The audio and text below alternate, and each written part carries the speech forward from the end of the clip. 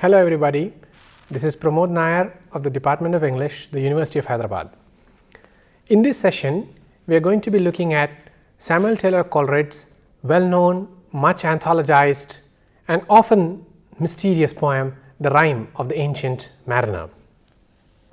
Samuel Taylor Coleridge, 1772 to 1834, was an essayist, poet, literary critic, famous mostly for his association with William Wordsworth, often seen as the originators of the great romantic poetry tradition in English poetry.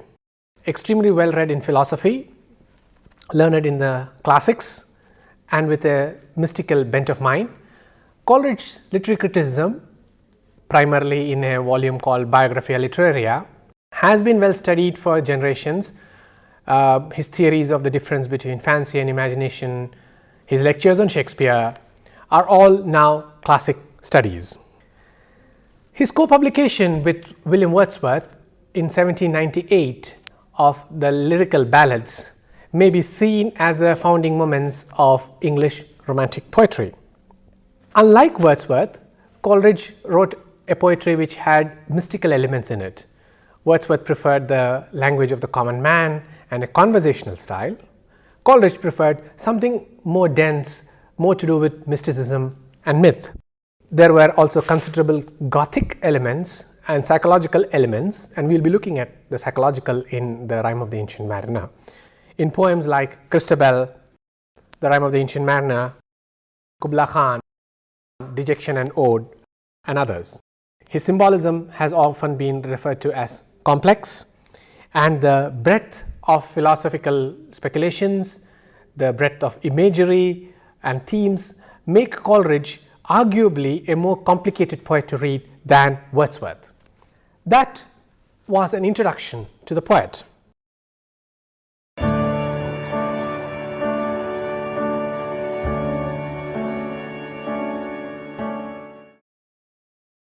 The Rime of the Ancient Mariner is a narrative poem.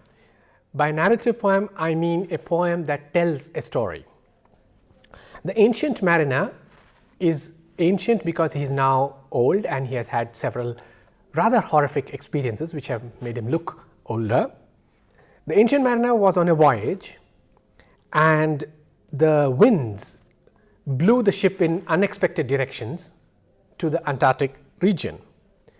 A large bird, an albatross, followed the ship, and the Ancient Mariner, for no real reason, shoots the bird. That is a turning point in the poem. As a result of this, the death of the bird at the hands of the mariner, all sorts of unexpected, unlucky things happen to the ship. The guardian spirits supposedly abandon them and they have a trail of ill luck. There is no wind, so the ship doesn't move. They slowly begin to starve to death. The mariners, the sailors on the ship, have blackened lips and die of thirst. They encounter a ghost ship, which Coleridge refers to as a nightmare, life and death, in the form of a pale, horrific woman. They are playing dice for the souls of the crew of the Ancient Mariner's ship. The mariner eventually discovers a strange beauty in the sea. By this time, one must remember that his fellow sailors are dead and he blames the sea for what goes wrong.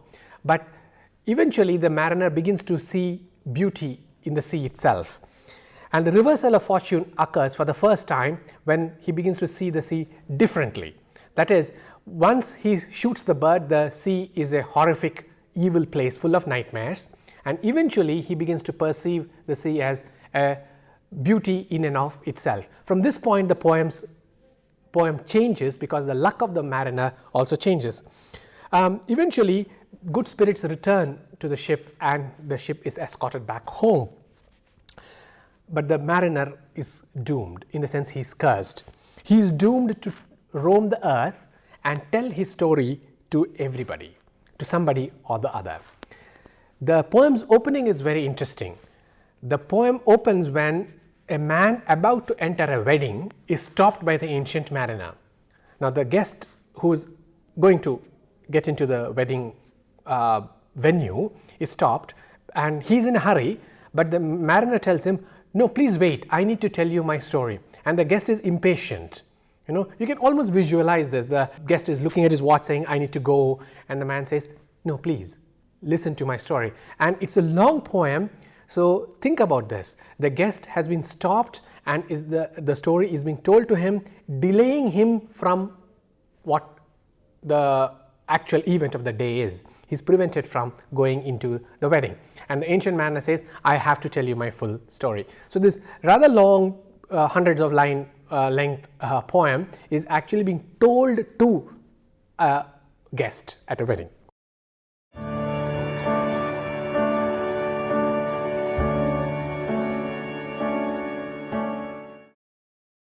Coleridge's poem is in a sense an ecological poem. It deals with the effects of the destruction of nature. The mariner kills the albatross for no real reason. Albatross is not harming them, it's just following the ship. So why does he shoot the albatross? He shoots it on a whim. And Coleridge's larger argument is, this is how we destroy nature. There is really no necessity to exploit nature in this way. As a result of the shooting of the albatross, the ship is marooned. The sailors die. They run out of water, they run out of thirst. As Coleridge says, nor any day for food or play came to the mariner's hollow. That is, on each day they looked for food, they scrambled for water, there was no food, no water. If you remember, the most famously anthologized lines from this poem is about nor any drop to drink. Water, water everywhere, nor any drop to drink. The famous quotation actually that we use all the time in our lives comes from Coleridge's poem. A water, water everywhere. They are surrounded by water, but not one drop is fit to drink. This is the curse of nature itself. There is of course no land in sight. So the mariner himself begins to go mad. The poem describes nature as angry. Nature is asking the mariner, why did you do this? Why did you kill this bird? Did it harm you? No. Was it a threat to you? No. So what we need to understand is the poem offers a vision of nature as taking revenge for human destruction of nature. Poem is therefore a little mystic in that sense. We cannot think of nature as a teacher or as a parent or anything. Nature is just nature for us. But Coleridge's vision is something else. He sees nature as somebody who has been made angry, reacts like any other human being. Eventually, the penitence of the mariner is triggered when he meets a hermit. Now, where does a hermit live? A hermit does not live with other humans. A hermit lives in the natural settings. He lives in nature, so to speak. And Coleridge is told that he must repent for what he has done by a man who lives in the lap of nature. Coleridge seems to suggest that as long as humans do not see nature as a friend, there is no hope. What Coleridge is saying is, we tend to think of nature as something we have to only use, to exploit. We do not understand or appreciate the beauties of nature. Like I said, the poem changes when the luck of the mariner changes. And when does the luck of the mariner change? The mariner's luck changes when he finally begins to look at the ocean and the world around him and says to himself, that is a beautiful ocean. That is, only when he starts appreciating nature for its intrinsic beauty that he begins to benefit from it. Thus far, he has only seen nature as something to be exploited, something to be made use of for his personal gain, for his personal use. If you think very carefully, the line where he says the poem changes from the rotting sea, that is how he first sees it, the rotting sea, and then he sees it as viewed the ocean green. Those two lines, those two phrases are crucial. So he first perceives the sea as a rotting sea, and then he perceives it as the ocean green. The shift in his perception is crucial, and that is at the heart of the poem. That until and unless you appreciate nature for its beauty and stop looking at nature as only there to serve us as in humans, then there is no hope. This is why I think of the poem as an ecological poem, where Coleridge is recommending that we start thinking of nature more by association as something to do with us. We are nature, nature is a part of us, and not see nature as something out there for us to exploit, that we mercilessly, ruthlessly exploit for our gain. Coleridge is saying, if you keep doing this, look at what will happen. If you pay some attention to this particular ecological theme, you will see its echoes in what we now see in the present day world of environmental movements, where we start looking at nature from a different perspective. That was the ecological theme, the role of nature in the poem.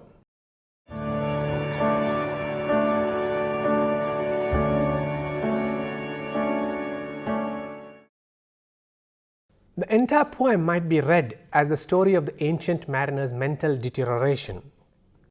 He labors under a heavy guilt. He believes, that is, he is convinced that he is the person responsible for what happens. He believes that he had killed the bird and all sorts of bad luck, negative consequences have come because of his action. Therefore, the poem's story, the narrative, might be seen as an exploration of the sea, but also of the landscape of the mariner's suffering. It is the poem, that is narrated through the eyes, the perception, the perspective of a person who has been severely mentally traumatized. People who suffer from guilt, or people who suffer from extreme mental disorientation, how do they tell a story? This is your example. What does this mean for us when we read the poem? You see, what's interesting is, when you see the mariner telling us the story and you also recognize the mariner is mentally not very sound, you do not quite know whether the things he reports actually happened.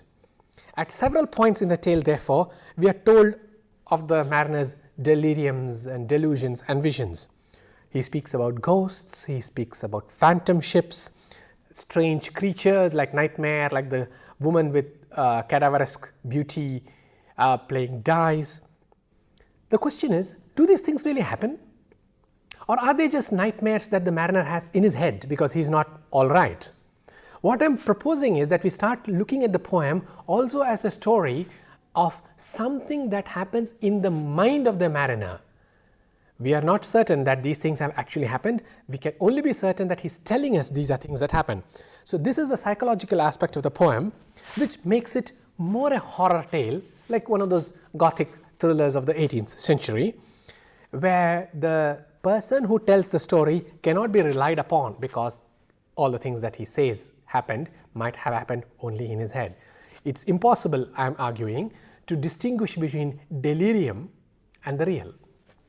So, it is a poem about psychological collapse, that the demonic forces of nature that the mariner seems to perceive could very well be the effect of his troubled, traumatically scarred mind. So, it is a psychological poem because it explores the deterioration of the mariner's mind.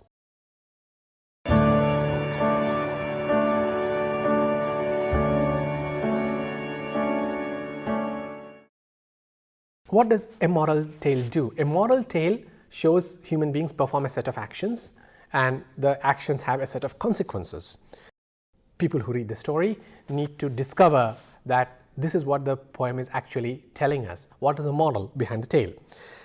The actions of the mariner attract the consequences that are described: death, delirium, destruction, the sailors die, they suffer in agony before they die, and so on and so forth. In a sense, the mariner sees himself as the cause of his fellow sailors' death, even though they had nothing directly to do with his actions. The moral code has been violated. What is this moral code? The moral code is what binds man with nature. The moral code that binds man with nature is the one he has broken. He has destroyed the bird and therefore destroyed the connection that man has with nature. The moral of what has happened to the mariner is something the guest understands. So, we understand it because we hear the poem being told, And the guest, when the poem ends, if you pay attention to the poem in its textual form, the poem ends by saying, the guest woke up the next morning a sadder but a wiser man. What does it mean when Coleridge says the guest who heard the poem being narrated by the ancient mariner woke up a sadder but a wiser man? He is a wiser man because he understands the moral tale. He understands the moral components of the story that is being told. The moral lesson, therefore, functions at two levels. First, the guest who listens to the ancient mariner story wakes up a wiser man and says to himself, I must make sure I do not violate the moral code or the moral bond between man and nature. At the second level, we as readers discover the moral story behind the poem. So, along with the guest, we are also enlightened about the moral of the story. You should not destroy nature for your selfish, whimsical reasons.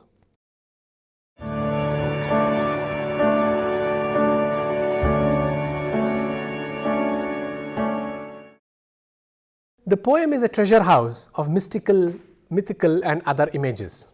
The sea images, that is the images of the ocean, are divided into two. The sea is the place or the space of voyage, it is a space of discovery, and two, the sea as a dangerous place where men go mad. That is, you need to see the ocean functioning at two levels. One, the level on which the story is being narrated, the ship moving and the incidents that happen. But the ocean is also a space where people like the ancient mariner go mad. And there are numerous references to disease. Rot, sickening are two of the most consistent ones. It is perhaps a reference to the disease scurvy. Scurvy was a disease that happened to sailors on long voyages because they did not get enough vitamin C. And as a result, they got this disease, and the only cure for it was that they had to chew lime. There are references to moonlight and starlight.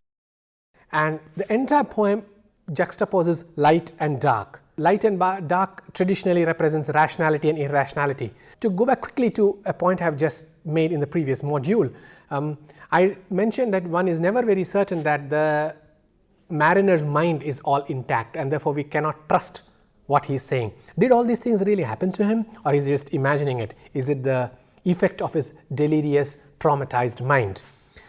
The way Coleridge works this is, he shows light and dark, where darkness represents irrationality, mental deterioration, trauma, lack of peace and stability.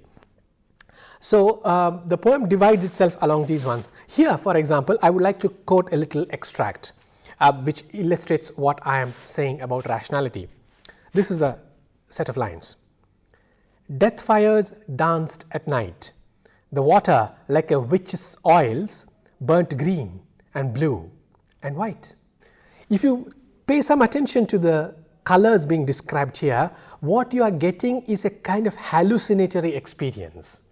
A mix of colors, violent colors, disturbing colors, right? And what you are seeing is something which distorts. The shapes are not very clear. So, water which is burning in different colors, water and light. Please take a minute to think about this. When light falls on water, can you see clearly what color of the water is?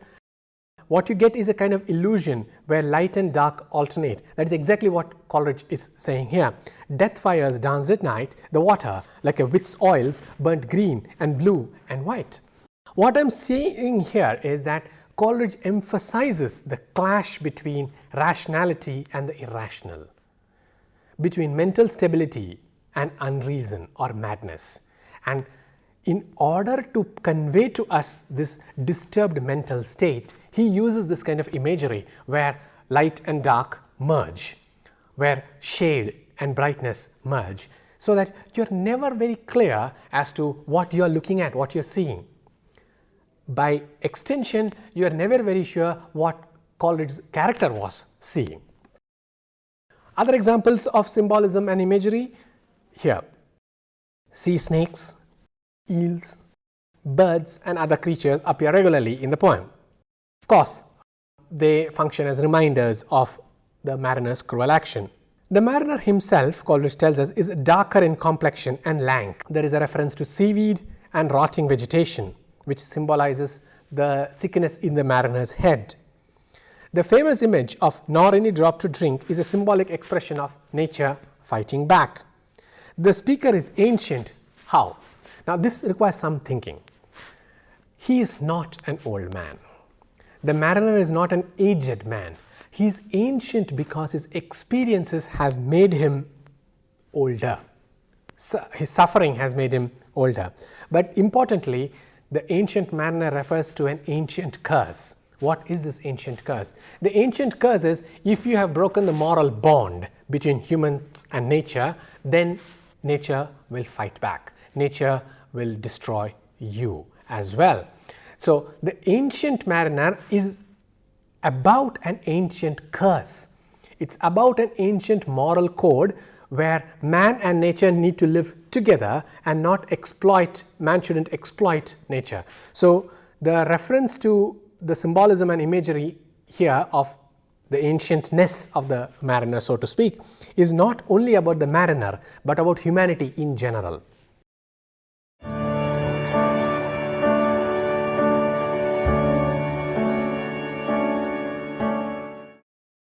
In the poem, ghosts, demons and others. Remember, I told you that there are Gothic echoes in the poem, that it seems to be more like a horror story than a narrative poem about nature. First, the fortunate or the lucky spirits that guide the ship are eventually replaced by demons. There are ghost ships with skeleton crews. There are ghastly apparitions and visages that haunt the mariner's ship and the mariners. These visions are of perhaps previously dead mariners. That is, these are the ghosts of previous travelers on the sea. But on the other hand, they might be entirely in the mind of the people traveling on this particular ship. But what is important is, and this we have already mentioned in passing when we spoke about it as a psychological tale, that to the guilty, the visions of his past actions are the demons that haunt him. That is, what I am proposing is, we need to see the visions that happen in the poem are visions that happen in the man's head. They are not really things that you can see. These are things that haunt him because he is psychologically disturbed. Coleridge also describes the crew on the ship as some kind of haunted beings, what he calls a ghastly crew. The demons are of dead mariners who on similar voyages have met their deaths. So therefore, we can see the poem as a cautionary tale about the warning against, it's a warning against such voyages that took men away from their homes and to strange, horrific deaths. There is a reference to the mariner hearing voices. Now again, please remember, we are not sure that he is really hearing them or he imagines he hears them. And these may be voices that are prophetic. These are warnings. For those of you who know another famous poem by Coleridge, Kubla Khan, you will see this happening there as well. In Kubla Khan, the Khan hears ancient voices prophesying war. In that poem also, there are voices that tell the king that there is war coming. Here, the voices again function in some kind of prophetic way. So it is possible to see the poem as not just a psychological thriller that delves deep into the mind of the speaker, but also as a pure fantasy, where the mariner imagines the horrors of the sea. So to quickly now summarize what I have been saying so far, you can see the poem as a psychological tale where it is about the deterioration of the mind of the mariner as a result of his feelings of guilt, where his action, which has resulted in the death of so many other mariners, has begun to prey on his mind, and as a result he is extremely disturbed. The poem is a moral tale because it teaches us not to violate a very sacred moral code, and that is the violation of nature by humanity, the exploitation of nature by humanity, that humans need to live closer to, alongside with nature itself. It's a poem that discusses nature in fairly extensive detail, where nature, when it has been hurt or injured as a result of the ruthless, unthinking acts of the mariner, strikes back. That nature punishes and penalizes the people who hurt nature, who exploit nature rather than live with it. The poem makes use of extensive oceanic nautical imagery. It also gives you extensive images that suggest mental disturbance. I spoke about the light and dark as an example of it. It has numerous examples and symbols of disease, deterioration and decay. And finally, it plays extensively upon trauma, delirium by those numerous references to ghosts, demons and others. I also mentioned that the poem must be read as a moral tale because it teaches us an ancient curse. It teaches an ancient lesson. So the Rime of the Ancient Mariner is a poem that might be primarily interpreted either as a horror story, a moral story, a psychological thriller. But I would recommend that we start thinking about it as a poem that extensively depicts the collapse of the bond between humans and nature, and it therefore is an ecological poem. So that's it for now. We'll see you again sometime later in another session. Thank you.